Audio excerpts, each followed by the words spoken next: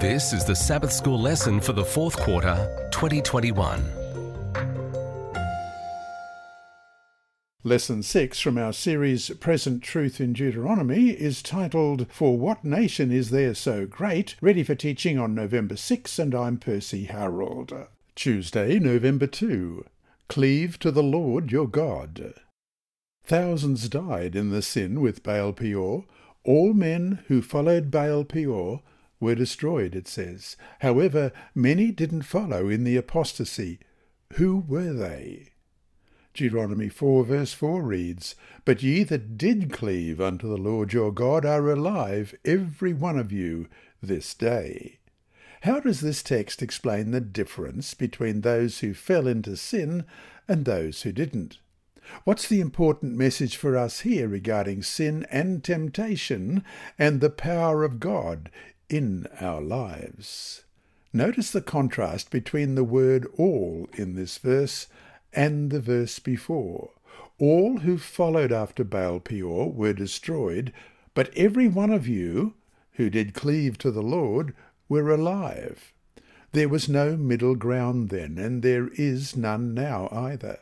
We're either for or against Jesus, as we read in Matthew 12:30. He who is not with me is against me, and he who does not gather with me scatters abroad.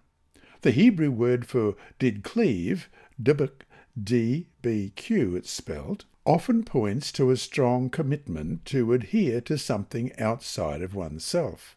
The same Hebrew word root is used in Genesis 2:24, when a man shall leave his family and cleave unto his wife. Let's look at that text, Genesis 2:24. Therefore a man shall leave his father and mother and be joined to his wife, and they shall become one flesh. Or as it says in Ruth 1:14, then they lifted up their voices and wept again, and Orpah kissed her mother-in-law, but Ruth clung to her. It, in this context, appeared 4 times in Deuteronomy, and in each case the idea was the same. They, the people, were to cleave or cling to their God. First of all, Deuteronomy chapter 10 and verse 20.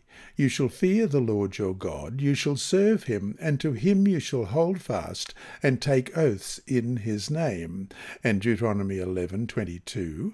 For if you carefully keep all these commandments which I command you to do, to love the Lord your God, to walk in all his ways, and to hold fast to him. And Deuteronomy chapter 13 and verse 4. You shall walk after the Lord your God, and fear him, and keep his commandments, and obey his voice. You shall serve him, and hold fast to him. And Deuteronomy 30 verse 20, that you may love the Lord your God, that you may obey his voice, and that you may cling to him. For he is your life and the length of your days, and that you may dwell in the land which the Lord swore to your fathers, to Abraham, Isaac, and Jacob, to give them. That is, they were to give themselves to him and to draw power and strength from him. What's important to remember is that the people themselves are the subject of the verb. They must do the cleaving. They must make the choice to cleave to God, and then, in his power and strength, to avoid falling into sin. Read Jude 24 and 1 Corinthians 10:13. What is being said here in the New Testament that also is found in Deuteronomy 13 verse 4. Let's just read Deuteronomy 13:4 first. You shall walk after the Lord your God and fear him, and keep his commandments and obey his voice. You shall serve him and hold fast to him.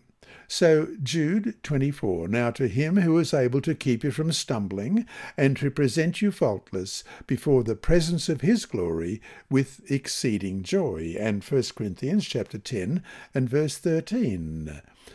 No temptation has overtaken you except such as is common to man. But God is faithful, who will not allow you to be tempted beyond what you are able, but with the temptation will also make the way of escape, that you may be able to bear it. God is faithful. God is able to keep us from falling, but we have to make the conscious choice, as did the faithful of Baal Peor, to cleave to God? If so, then we can be assured that whatever the temptation, we can remain faithful. So to finish today, how do such things as prayer, Bible study, worship and fellowship help us cleave to the Lord? This lesson was read by Dr. Percy Harrold for Christian Services for the Blind.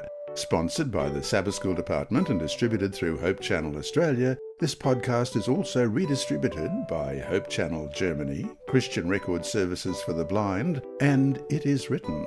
It is also available on SoundCloud and through multiple podcast distributors, including Apple iTunes. Remember, God is always faithful.